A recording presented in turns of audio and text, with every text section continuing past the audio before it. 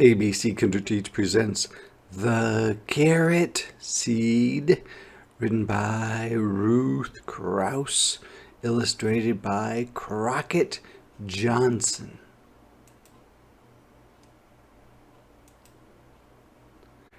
A little boy planted a carrot seed. His mother said, "I'm afraid it won't come up." His father said, "I'm afraid it won't come up."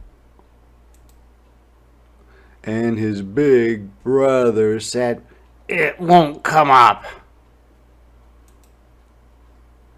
Every day the little boy pulled up the weeds around the seed and sprinkled the ground with water.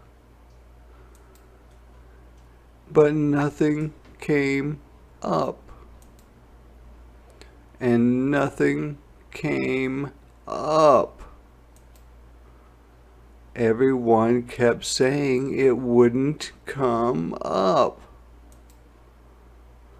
But he still pulled up the weeds around it every day and sprinkled the ground with water.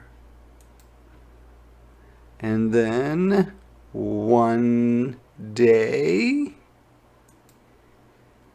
a carrot came up, just as the little boy had known it would.